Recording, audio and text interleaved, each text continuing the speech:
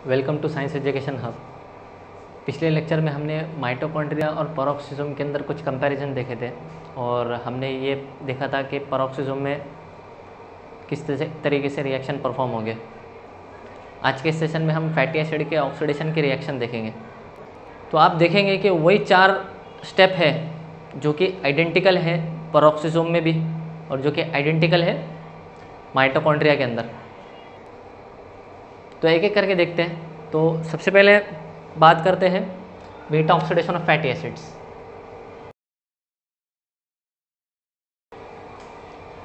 Beta oxidation of fatty acid ये कहाँ perform होगी? जेल मैट्रिक्स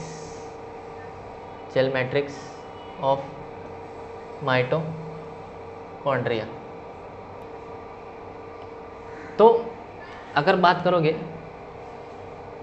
कि हमारे पास कोई फैटी एसिड है, फॉर एग्जांपल हमारे पास कोई फैटी एसिड है जिसको हम कह रहे हैं जनरल नेम, ऐसे हमारे पास कुछ फैटी एसिड है। तो सबसे पहले फैटी एसिड को एक्टिवेट करने के लिए कौन आएगा? Coenzyme A, CoASH।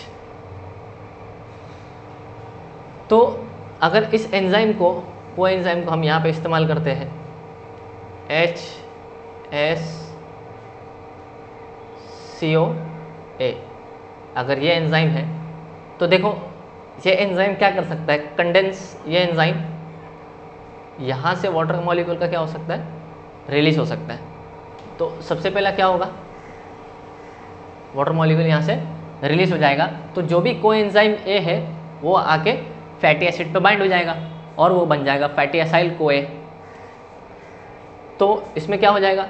RCH2, फिर यहाँ पे भी CH2, यहाँ पे क्या आ जाएगा? C double bond O SCOA।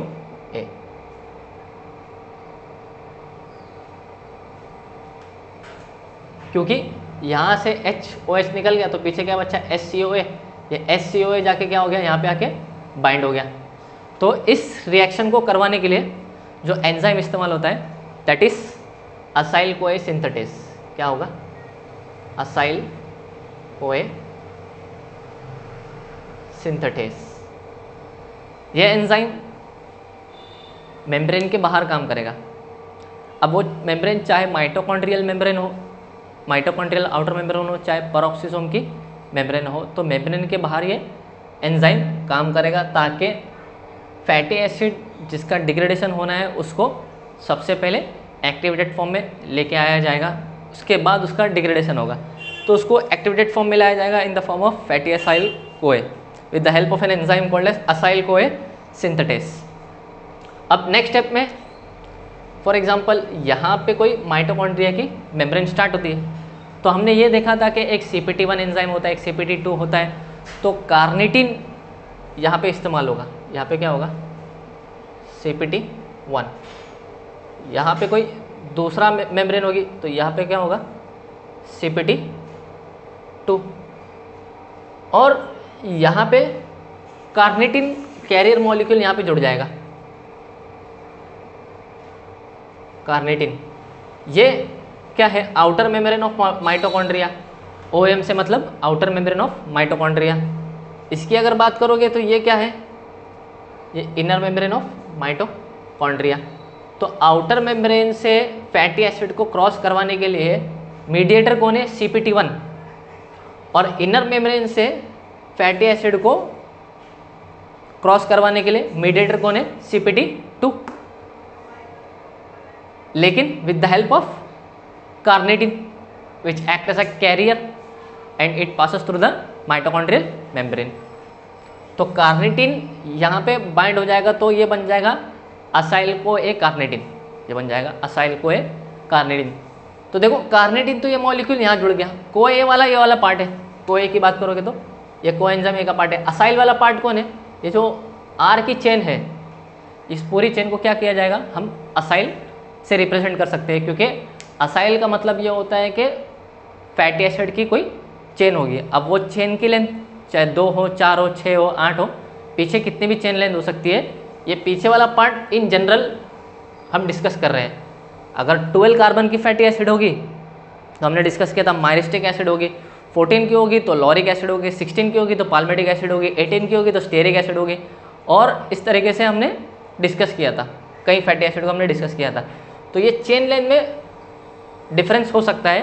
तो इन जनरल फैटी एसिड की चेन लेंथ कितनी भी हो सकती है, इस वजह से हम जनरल टर्म इस्तेमाल करेंगे that is called acyl. For this fatty acid की चेन लेंथ के लिए हम जो जनरल टर्म इस्तेमाल करेंगे दैट इज कॉल्ड असाइल। तो अब देखो, अब एक मरतबा कार्निटिन इसको आके बाइंड कर लेगी फैटी एसिड असाइल को ए को, तो ये इनर आउटर मेम्ब्रेन क्रॉस करेगी, फिर इनर मेम्ब्रेन क्रॉस करेगी, और अब ये वाला फैटी एसाइल को ये कहाँ आ जाएगा, जेल मैट्रिक्स में। कहाँ आ जाएगा, जेल मैट्रिक्स, क्योंकि दो मेम्ब्रेन क्रॉस कर दोगे तो क्या हो जाएगा, जेल मैट्रिक्स। इसके बीच के स्पेस क्या है, इंटर मेम्ब्रेन स्पेस, दो मेम्ब्रेन के बीच का space is inter membrane space. अब जेल मैट्रिक्स में पूरा रिएक्शन 4 स्टेप में किस तरीके से होगा उसको देखते हैं।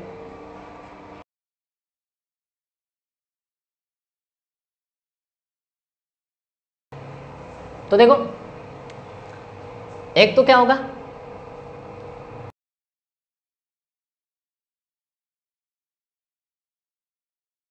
फैटी एसिड, फैटी एसिड की एक्टिवेटेड फॉर्म है कोएंजाइम ए के जुड़ने के बाद। अब इसका क्या होगा, इसको 4 स्टेप में रिएक्शन को कैटलाइज किया जाएगा। तो देखते हैं फर्स्ट स्टेप में क्या होगा। तो हमने फर्स्ट स्टेप डिस्कस किया था कि फर्स्ट स्टेप होगा डिहाइड्रोजनेशन। फर्स्ट स्टेप क्या होगा, डिहाइड्रोजिनेशन। तो डिहाइड्रोजन में क्या होगा, रिमूवल ऑफ हाइड्रोजन हो जाएगा, हाइड्रोजन का रिमूव हो जाएगा। तो देखो यहाँ से एक हाइड्रोजन निकलेगा और यहाँ से एक हाइड्रोजन का रिमूव हो जाएगा। तो इधर क्या हो जाएगा, ये बन जाएगा R, यहाँ क्या बन जाएगा CH। तो यहाँ से एक हाइड्रोजन गया, यहाँ से एक हाइड्रोजन गया, तो इधर भी क्या हो गया CH, इधर भी क्या हो जाएगा CH। लेकिन इसको बैलेंस करवाने के लिए यहाँ पे क्या हो जाएगा, डबल बॉन्ड क्रिएट हो जाएगा, तब जाके दोनों क्या हो जाएंगे, बैलेंस हो जाएंगे। समझे। नेक्स्ट स्टेप में क्या बचा, यहाँ पे क्या बचा C डबल बॉन्ड O, और यहाँ पे क्या बचा SCOA। समझे। तो इस फर्स्ट स्टेप को कैटलाइज करने के लिए जो एंजाइम है that is called ACAD। ACAD is acyl CoA dehydrogenase. इस एंजाइम को काम करने के लिए, इस एंजाइम को काम करने के लिए एक कोएंजाइम की ज़रूरत पड़ती है। उस कोएंजाइम का नाम है FAD। उस कोएंजाइम का नाम है FAD। FAD is flavin adenine dinucleotide. और FAD क्या करेगा, यहाँ से जो हाइड्रोजन रिमूव हुए हैं, एक हाइड्रोजन यहाँ से, एक हाइड्रोजन यहाँ से, वो दो हाइड्रोजन को अपने अंदर क्या करेगा, बाइंड करवा लेगा। तो ये दो हाइड्रोजन बाइंड होकर यहाँ पे क्या बन जाएंगे, FADH2। क्या बन जाएंगे, FADH2। समझ रहे हो। और इसको क्या किया जाएगा, ट्रांसपोर्टेड। इसको क्या किया जाएगा, transported in cytosol. Transport in cytosol. या फिर इस FADH2 का क्या किया जाएगा, इलेक्ट्रॉन ट्रांसपोर्ट चेन या फिर इलेक्ट्रॉन ट्रांसपोर्ट सिस्टम में इसको लाया जाएगा, और वहाँ से क्या किया जाएगा, ATP का जनरेशन किया जाएगा। बात समझ में आई। तो FADH2 यहाँ से जो जनरेट हुआ है तो उसको साइटोसोल में ट्रांसपोर्ट भी कर सकते हैं, या फिर इलेक्ट्रॉन ट्रांसपोर्ट चेन के अंदर ATP के अंदर इस्तेमाल भी कर सकते हैं। अगर परऑक्सीसोम की अगर सेल ऑर्गेनल होगी तो FADH2 ट्रांसपोर्ट हो जाएगा साइटोसोल में, लेकिन अगर माइटोकॉन्ड्रिया की अगर सेल ऑर्गेनल होगी तो FADH2 ये ट्रांसपोर्ट हो जाएगा इलेक्ट्रॉन ट्रांसपोर्ट चेन में, ताकि ATP का सिंथेसिस हो सके। तो इसके बाद जो नेक्स्ट स्टेप आ सकता है उसको बोलेंगे दैट इज कॉल्ड हाइड्रेशन। तो हाइड्रेशन में क्या होगा, वाटर का addition. Hydration that is addition of water. तो देखो क्या हो सकता है, यहाँ पे क्या होगा, एक R, फिर यहाँ पे CH, फिर यहाँ पे क्या होगा CH, और यहाँ पे C डबल बॉन्ड O। और यहाँ पे HCOA। तो देखो इस जगह पे इस कार्बन पे एक OH अटैच किया जा सकता है और इस जगह पे एक हाइड्रोजन अटैच किया जा सकता है। तो टोटल क्या हो जाएंगे H2O, एक OH और एक H, ये मिलके क्या बन जाएगा एक H2O। तो अगर OH को ऐड करोगे तो इस तरफ क्या हो जाएगा एक OH, और इस तरफ अगर हाइड्रोजन ऐड हो जाएगा तो इधर पे क्या हो जाएगा CH2। तो ये क्या हो गया वाटर का एडिशन हो गया, रिएक्शन में वाटर का एडिशन। और वाटर को एडिशन करने के लिए जिस एंजाइम की रिक्वायरमेंट है that is called enoyl CoA hydratase, enoyl CoA hydratase क्योंकि हाइड्रेशन वाला स्टेप हो रहा है। तो सेकेंड स्टेप, ये तो हुआ फर्स्ट स्टेप, और सेकेंड स्टेप में क्या हुआ इसको हम कह सकते हैं दैट इज कॉल्ड हाइड्रेशन, कहेंगे हाइड्रेशन। इसके बाद नेक्स्ट स्टेप में क्या हो सकता है कि यहाँ से एक हाइड्रोजन रिमूव हो सकता है और यहाँ से एक हाइड्रोजन रिमूव हो सकता है। तो थर्ड स्टेप खुद ब खुद क्या हो जाता है that is called again dehydrogenation, again dehydrogenation. तो दोनों जगह से हाइड्रोजन, एक हाइड्रोजन यहाँ से निकल गया तो यहाँ पे क्या बच गया R, यहाँ पे बच गया C डबल बॉन्ड O, और यहाँ पे क्या आ जाएगा CH2, यहाँ पे क्या आ जाएगा C डबल बॉन्ड O, यहाँ पे क्या आ जाएगा SCOA। क्योंकि यहाँ से दो जगह से अगर हाइड्रोजन रिमूव हो गया तो यहाँ पे डबल बॉन्ड फिर से क्रिएट हो जाएगा। तो ये क्या बन जाएगा डिहाइड्रोजनेशन के जरिए से एक फैटी एसिड CoA सिंथेसाइज हो जाएगा। और इसके लिए भी एक enzyme requirement that is called dehydrogenase, enzyme called as dehydrogenase. लेकिन इस एंजाइम को काम करने के लिए कोई एंजाइम चाहिए दैट इज NAD इस्तेमाल होगा। और NAD किस में कन्वर्ट हो जाएगा NADH2 में, क्योंकि जो हाइड्रोजन अभी रिमूव हुआ है वो हाइड्रोजन रिमूव होकर NAD के साथ बाइंड हो जाएगा तो क्या बन जाएगा NADH2 बन जाएगा। और फाइनल स्टेप में क्या हो सकता है, फाइनल स्टेप में एक असाइल इस कोएंजाइम A आके बाइंड हो जाएगा CoASH। अगर कोएंजाइम A अगर बाइंड हो रहा है तो देखो इसको स्टेप में रिएक्शन में जोड़ सकते हैं CoASH। तो यहाँ से H वाला पार्ट कहाँ बाइंड हो सकता है, H वाला पार्ट इस कार्बन पे बाइंड हो सकता है। तो ये क्या बन जाएगा CH3, क्योंकि ऑलरेडी हमारे पास क्या था CH2 था, तो ये क्या बन जाएगा CH3। और इसके बाद C डबल बॉन्ड O, वैसे का वैसे ही कोई चेंज नहीं, और क्या बच गया SCOA। पीछे का बच्चा COS, कोएंजाइम AS ये जाके जुड़ जाएगा किसके साथ, पीछे वाले के साथ। तो यहाँ पे क्या बन जाएगा extra that is R C double bond O, और यहाँ पे क्या हो जाएगा SCOA।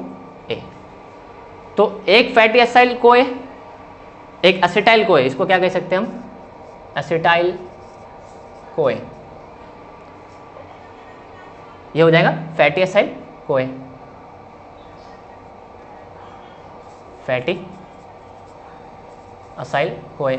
फैटी एसाइल CoA ये फिर से क्या हो सकता है रीयूटिलाइज हो सकता है रिएक्शन के लिए। और यहाँ पे क्या बच गया एसिटाइल CoA, एसिटाइल CoA को क्या किया जा सकता है ट्राई कार्बोक्सिलिक एसिड साइकिल में ट्रांसफर किया जा सकता है, also called citric acid cycle, TCA cycle. तो इसको TCA साइकिल में या फिर क्रेब्स साइकिल में क्या किया जाएगा ट्रांसफर किया जाएगा, क्रेब्स साइकिल। और जब acetyl CoA which is a 2 carbon compound, उसको क्रेब्स साइकिल में ट्रांसफर किया जाएगा तो क्रेब्स साइकिल का जो एंड प्रोडक्ट बचेगा वहाँ से क्या बचेगा NADH2 और FADH2, और वहाँ से क्या बचेगा ATP का जनरेशन हो जाएगा। तो ये क्रेब्स साइकिल से क्रेब्स साइकिल में जाने के बाद इलेक्ट्रॉन ट्रांसपोर्ट में जाएगा, इलेक्ट्रॉन ट्रांसपोर्ट चेन, और इलेक्ट्रॉन ट्रांसपोर्ट चेन से क्या होगा ATP का सिंथेसिस। तो अगर माइटोकॉन्ड्रिया अगर होगी तो ATP का सिंथेसिस यहाँ पे भी हो सकता है, यहाँ पे भी हो सकता है। ध्यान में रखने वाली बात यह है कि असाइल CoA डिहाइड्रोजनेस अगर माइटोकॉन्ड्रिया के अंदर है तो असाइल CoA डिहाइड्रोजनेस इस रिएक्शन को कैटलाइज करेगा। वरना हमने ये देखा था कि इस जगह पे एकॉक्स करके एक एंजाइम काम कर रहा था that is acyl CoA oxidase, और असाइल CoA ऑक्सीडेस अलग तरीके से काम करता है रिएक्शन के अंदर, इसको साइड में देख लेंगे कि अपने पास अगर FAD है तो FAD जब कन्वर्ट हो जाता है FADH2 में, तो ये FADH2 रिडक्शन रिएक्शन करवाता है। किसका रिडक्शन करेगा? ऑक्सीजन का। तो यहाँ से ये हाइड्रोजन क्या हो जाएगा, यहाँ से साइड में एक रिएक्शन चलेगा, ये हाइड्रोजन जाके बाइंड हो जाएगा ऑक्सीजन के साथ। तो ऑक्सीजन के साथ जाके बाइंड हो जाए तो क्या बन जाएगा? H2O2, क्योंकि जो हाइड्रोजन रिमूव हुआ है वो ऑक्सीजन के साथ बाइंड हो जाएगा तो ऑक्सीजन रिड्यूस हो जाएगा और क्या बन जाएगा? Hydrogen peroxide. This is the formula of hydrogen peroxide. And hydrogen peroxide which act as a ROS, reactive oxygen species, it act as a reactive oxygen species which have the role in aging process। reactive oxygen species का role ageing के process में है कि reactive oxygen species जितनी ज़्यादा होगी ageing process उतना ज़्यादा तेज़ी से हो सकता है। तो रिएक्टिव ऑक्सीजन स्पीसीज को परऑक्सीजोम में तोड़ने के लिए एक एंजाइम है दैट इज कॉल्ड कैटलेस। कैटलेस अगर H2O2 पे काम करेगा तो क्या बन जाएगा? H2O+O। इसमें उसको क्या कर देगा? डिग्रेड कर देगा, ब्रेकडाउन करेगा। ये रिएक्शन साइड वाली जो रिएक्शन हमने शो की है एक्वॉक्स वाली, ये रिएक्शन कहाँ परफॉर्म होगी? परऑक्सीजोम में। और इससे पहले वाली जो भी रिएक्शंस है वो सारी परफॉर्म होगी माइटोकॉन्ड्रिया की जेल मैट्रिक्स में। यहाँ पे इनोइल कोए हाइड्रेडेस एक एंजाइम इस्तेमाल हो रहा है। यहाँ पे थायोलेस एंजाइम का नाम क्या है? थायोलेस। लास्ट स्टेप में थायोलेस वाला एंजाइम है। और यहाँ पे डिहाइड्रोजनेस थर्ड स्टेप में, यहाँ पे हाइड्रेटेस और पहले वाले में असाइल कोए डिहाइड्रोजनेस। इस तरीके से 4 स्टेप में ये रिएक्शन होगी जो हमने पिछले लेक्चर में सिर्फ स्टेप्स को देखा था। इस वक्त में डिटेल रिएक्शन को देख रहे हैं। अगले वाली क्लास के अंदर जो रिएक्शन बचेंगे उसको नेक्स्ट क्लास में देखेंगे।